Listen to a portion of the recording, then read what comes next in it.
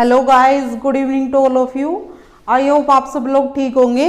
Anatomy and physiology हमारा subject चल रहा है। आज का हमारा टॉपिक है साइटोप्लाज्म। सेल ऑर्गेनेला पढ़ रहे हैं ना हम। लास्ट क्लास में हमने गोल्गी अपरेटस के बारे में बात की थी। आज हम पढ़ेंगे साइटोप्लाज्म।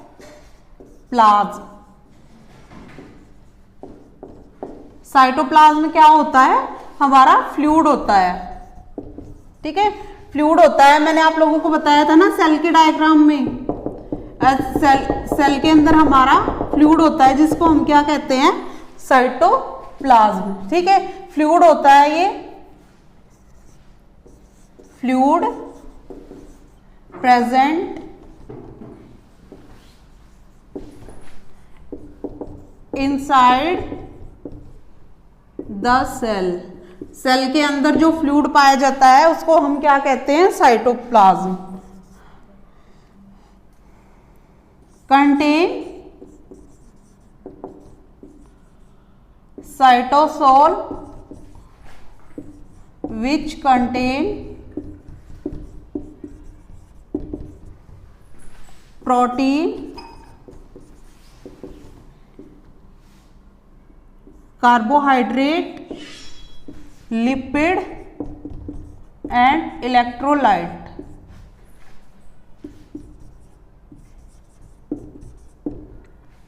ठीक है, हमारा क्या होता है? साइटोप्लाज्म एक फ्लूइड होता है जो कहाँ पे मौजूद होता है? हमारी सेल मेम्ब्रेन के अंदर, सेल के अंदर पाया जाता है। ठीक है, inside fluid present inside the cell. Content इसके अंदर क्या क्या कैसे बनता है? ये किससे बनता है? Protein, carbohydrate, lipid and electrolyte, ये इसके अंदर प्रेजेंट होते हैं। ठीक है, ये था हमारा साइटोप्लाज्म। इस साइटोप्लाज्म में हमारा इतना आगे पढ़ते हैं हम। जो हमारी सेल मेम्ब्रेन होती है, इस ये थी ना हमारी सेल मेम्ब्रेन। सेल मेम्ब्रेन, जो हमारी सेल मेम्ब्रेन होती है,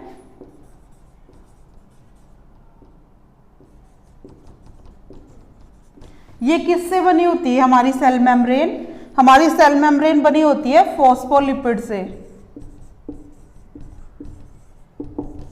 फॉस्फोलिपिड।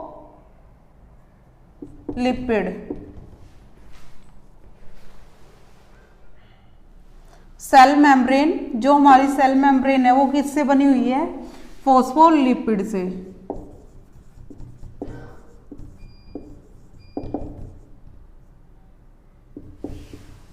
ठीक है, फॉस्फोलिपिड से बनी हुई ना हमारी cell membrane. Cell membrane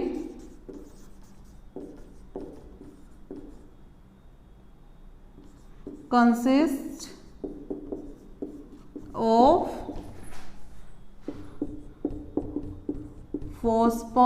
phospholipid. ठीक है, इससे बनी हुई है हमारी सेल मेम्ब्रेन। आगे है हमारा जो सेल मेम्ब्रेन है,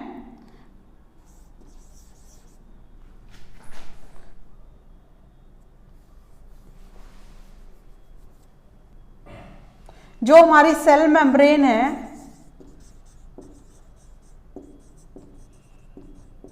इसी को हम क्या कहते हैं? Plasma membrane. Plasma membrane.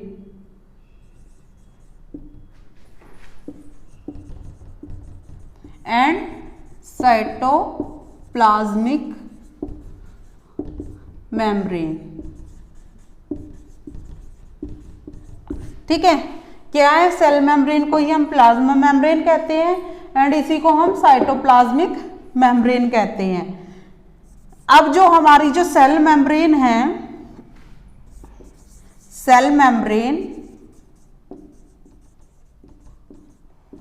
क्या है? हमारी receptor site of non steroid hormone. यार मार्कर चेंज करना। सेल मेम्ब्रेन रिसेप्टर साइट है किसका? नॉन स्टीरॉयड हार्मोन का। और स्टीरॉयड हार्मोन का रिसेप्टर साइट क्या है? मैंने आप लोगों को बताया था ना, स्टीरॉयड हार्मोन का हमारा रिसेप्टर साइट कौन है? न्यूक्लियस। पढ़ाया था ना मैंने आप लोगों को न्यूक्लियस में। न्यूक्लियस है हमारा स्टेरॉयड हार्मोन का receptor site, and cell membrane है हमारी रिसेप्टर साइट किसकी? नॉन स्टेरॉयड हार्मोन की। आगे चलते हैं हम। जो हमारी सेल मेम्ब्रेन है वो किससे बनी होती है? Composed of protein. प्रोटीन कितना होता है? 55%। ठीक है, ये पूछ लेते हैं, रेशो पूछ लेंगे एग्जाम में, प्रोटीन की मात्रा कितनी होती है। आगे है हमारा लिपिड। लिपिड कितना होता है हमारा? 40%। एंड नेक्स्ट आता है हमारा कार्बोहाइड्रेट। ये कितना होता है हमारा? 4%। ठीक है, प्रोटीन कितना है? 55% और हाईएस्ट है, ये हाईएस्ट है। एंड हमारा कार्बोहाइड्रेट क्या है? लोएस्ट है। ठीक है, किससे बनी होती है? प्रोटीन, लिपिड और कार्बोहाइड्रेट से। प्रोटीन की मात्रा कितनी है? 55%। लिपिड कितना है? 40%। और कार्बोहाइड्रेट कितना है? 4%। ठीक है, अब जो हमारी जो सेल मेम्ब्रेन होती है उसके हैव टू एंड। ठीक है, हैव टू एंड, इसके टू एंड होते हैं, या फिर इनको कह लीजिए आप टू टाइप। दो टाइप की होती है ये। एक होता है इसका हेड और सेकंड को हम कहते हैं टेल। मैं क्लीन करके समझाती हूं आप लोगों को।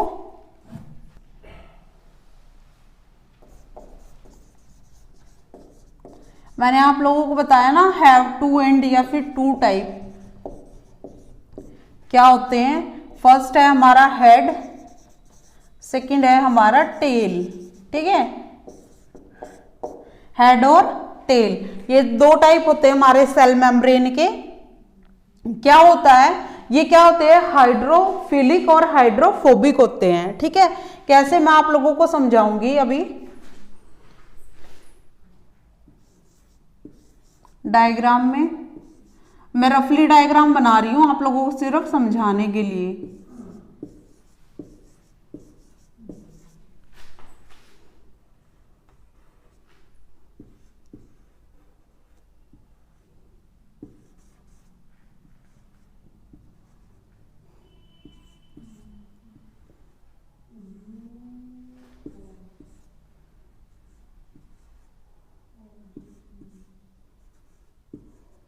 इसी तरह से हमारे यहाँ पे बने होते हैं सेम।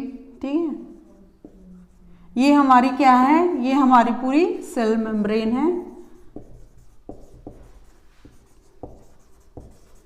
ये हमारी सेल मेम्ब्रेन है। किससे बनी है ये? फॉस्फो लिपिड, फॉस्फोलिपिड से ये बनी है। इसका जो ये वाला पार्ट दिख रहा है ना आप लोगों को, ये वाला जो पार्ट है नीचे वाला, इस पार्ट को हम कहते हैं हेड। ठीक है, ये वाला पार्ट है हमारा हेड। एंड जो ये वाला ऊपर वाला, ये वाला टेल टाइप में, पूंछ टाइप में जो पार्ट दिख रहा है, इसको हम कहते हैं टेल। ठीक है, ये होती है टेल, ये होता है इसका हेड। ठीक है, ये होती है हाइड्रोफिलिक, ये हाइड्रोफिलिक होती है। एंड जो टेल होती है हमारी वो हाइड्रोफोबिक होती है।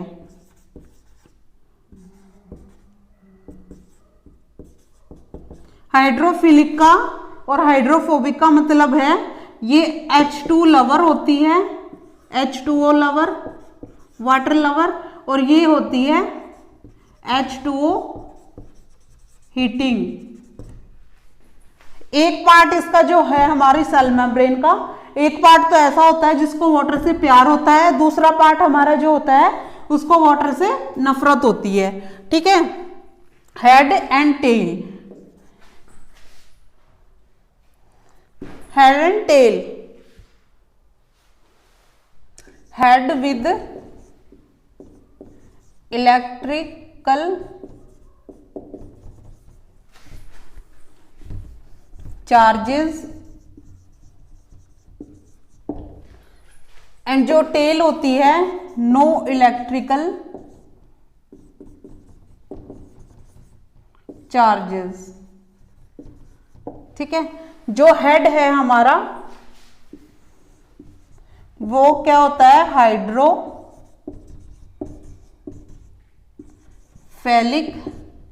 एंड जो हमारी टेल है वो क्या है, हाइड्रोफोबिक।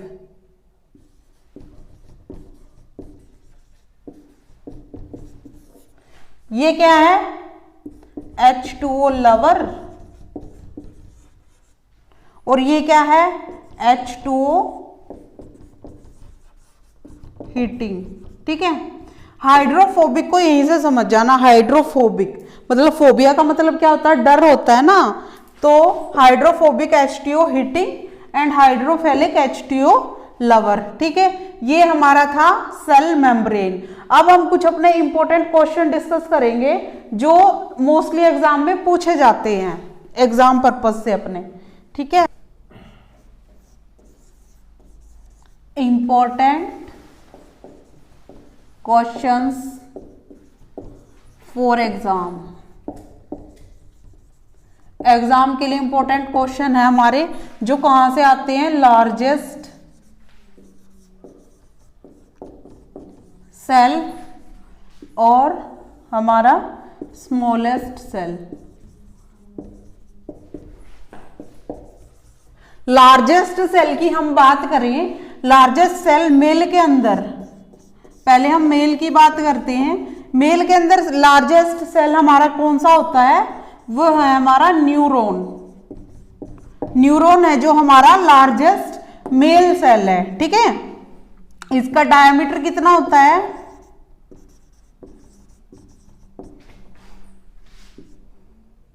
100 माइक्रोन। 100 माइक्रोन ये इसका डायमीटर होता है। एग्जाम में पूछ लेते हैं कि मेल लार्जेस्ट सेल कौन सा है, तो न्यूरॉन है। डायमीटर पूछ लेंगे एग्जाम में, डायमीटर कितना होता है, या फिर ये पूछ लेंगे न्यूरॉन सेल का डायमीटर कितना होता है, तो 100 माइक्रोन इसका डायमीटर होता है। एंड फीमेल के अंदर हमारा लार्जेस्ट सेल कौन सा है, ओवम। ओवम है हमारा लार्जेस्ट सेल एंड इसका डायमीटर कितना होता है, 130 माइक्रोन। 130 माइक्रोन इसका डायमीटर होता है, मेल से भी ज्यादा होता है। ठीक है, इसका डायमीटर। और जो हमारी फीमेल ओवम है, जो ओवम सेल है, इसकी हमारी लाइफ स्पैन कितनी होती है, लाइफ स्पैन इसकी कितनी होती है, 12 to 24 आवर्स। ठीक है, ये एग्जाम में पूछ लेते हैं क्वेश्चन, लार्जेस्ट सेल कौन सा है मेल के अंदर, फीमेल के अंदर कौन सा लार्जेस्ट सेल है हमारा। ठीक है, उसका डायमीटर क्या है, या फिर लाइफ स्पैन कितनी है, ओवम की लाइफ स्पैन कितनी है, 12 से 24 आवर्स। अब हम स्मॉलेस्ट की बात करेंगे। अगला है हमारा स्मॉलेस्ट सेल। स्मॉलेस्ट सेल हमारा मेल के अंदर कौन सा है, मेल के अंदर स्मॉलेस्ट सेल है हमारा स्पर्म्स। स्पर्म है हमारे, इसका डायमीटर कितना होता है, 1 माइक्रोन। ठीक है, मेल के अंदर क्या है, स्पर्म। अब स्पर्म से रिलेटेड बहुत सारे क्वेश्चन एग्जाम में आते हैं। इसका डायमीटर कितना है, 1 माइक्रोन। एंड ये किससे बना होता है, जो हमारे स्पर्म्स हैं वो किससे बनते हैं, फॉर्म्ड बाय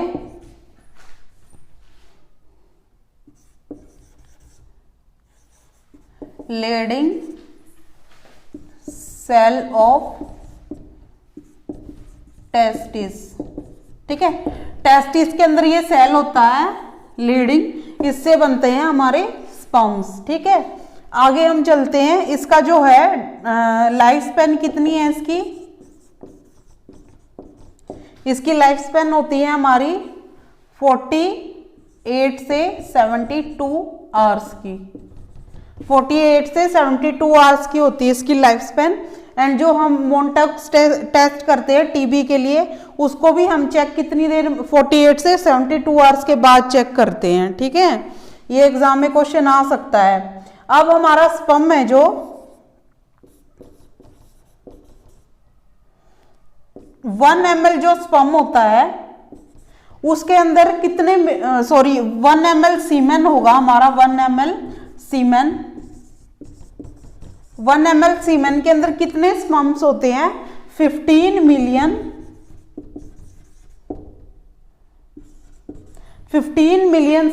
स्पर्म्स पाए जाते हैं नॉर्मली। ठीक है, ये नॉर्मल वैल्यू है स्पर्म्स की। 1 ml सीमेन के अंदर 15 मिलियन स्पर्म्स होते हैं। अगर 50 लेस देन, किसी के अंदर अगर लेस देन 15 मिलियन स्पर्म है तो इस सिचुएशन को हम बोलते हैं इनफर्टिलिटी। ठीक है, किसी के अंदर अगर 15 मिलियन से कम स्पर्म्स हैं तो उस सिचुएशन को हम बोलेंगे इनफर्टिलिटी। आगे चलते हैं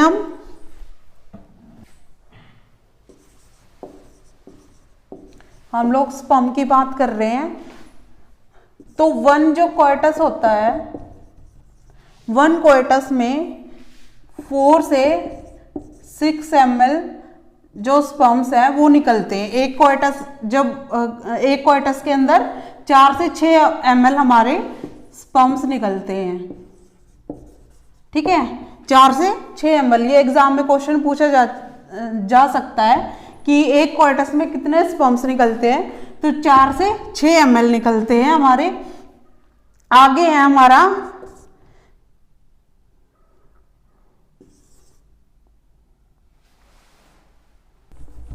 सीमेन।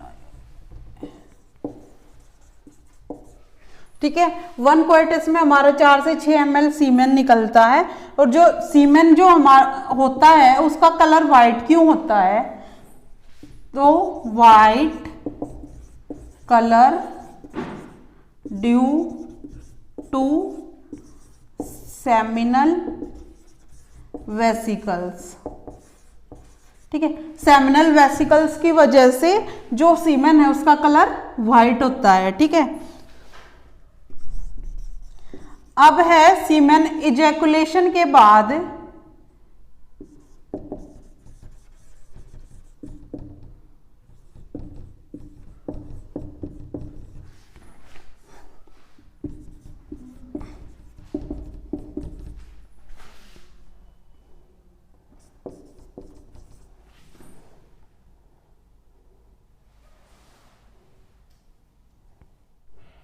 Sperm after ejaculation.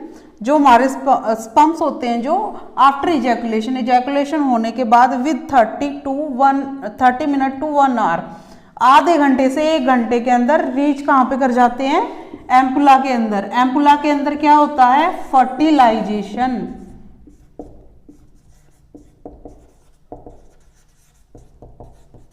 फर्टिलाइजेशन होता है एम्पुला के अंदर। ठीक है, एम्पुला के अंदर चले जाएंगे कितनी देर में? आधा घंटे से 1 घंटे के अंदर। ठीक है, इजैकुलेशन होने के आधे से 1 घंटे बाद जो है एम्पुला के अंदर जो स्पर्म्स होते हैं वो चले जाते हैं। एंड फर्टिलाइजेशन कितनी देर में होगा हमारा?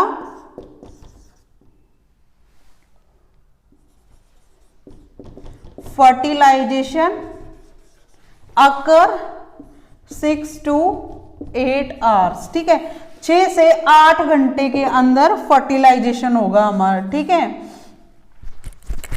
आगे चलते हैं। After ejaculation with 30 minute to 1 hour reach to ampulla, fertilisation हम कर 6 to 8 आवर्स। जो स्पर्म्स हैं वो इजैकुलेशन के आधे से 1 घंटे बाद कहां पे रीच करेंगे? एम्पुला के अंदर। एम्पुला क्या है? जहां पे फर्टिलाइजेशन होता है। ठीक है, एम्पुला के अंदर जाएंगे, फिर फर्टिलाइजेशन हमारा कितनी टाइमिंग में होगा? 6 से 8 घंटे के अंदर। ठीक है, 6 से 8 घंटे के अंदर फर्टिलाइजेशन होगा। अब हम बात करते हैं फीमेल की।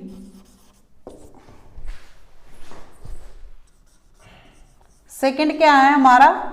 Female smallest cell.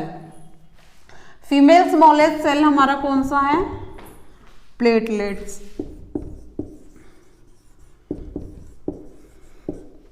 प्लेटलेट्स जो है हमारा वो फीमेल स्मॉलेस्ट सेल है। इसका डायमीटर कितना होता है? इसका डायमीटर होता है हमारा 2.5 माइक्रॉन्स। ठीक है, और इसकी लाइफ स्पेन कितनी होती है? 8 to 11 डेज। ठीक है, ये हमारा फीमेल स्मॉलेस्ट सेल था। क्या है, क्या नाम है उसका? प्लेटलेट। डायमीटर कितना है? 2.5 माइक्रोन। लाइफ स्पेन कितनी है? 8 से 11 डेज। हमारा जो लार्जेस्ट सेल है मेल का वो कौन सा था? न्यूरॉन। और लार्जेस्ट सेल फीमेल का कौन सा था? ओवम। स्मॉलेस्ट सेल कौन सा है हमारा? मेल का sperms. And smallest cell female का क्या है? प्लेटलेट्स। ठीक है, एग्जाम से ये बहुत ज्यादा इंपॉर्टेंट क्वेश्चन है। ये जो मैंने आप लोगों को अभी बताया ना, बहुत ज्यादा इंपॉर्टेंट है ये एग्जाम के लिए, क्योंकि एम्स में, जोधपुर एम्स में कई बार ये क्वेश्चन पूछे जा चुके हैं। ठीक है, आज के लिए इतना ही। Thank you. एंड मेरे चैनल को लाइक, शेयर एंड सब्सक्राइब जरूर करें।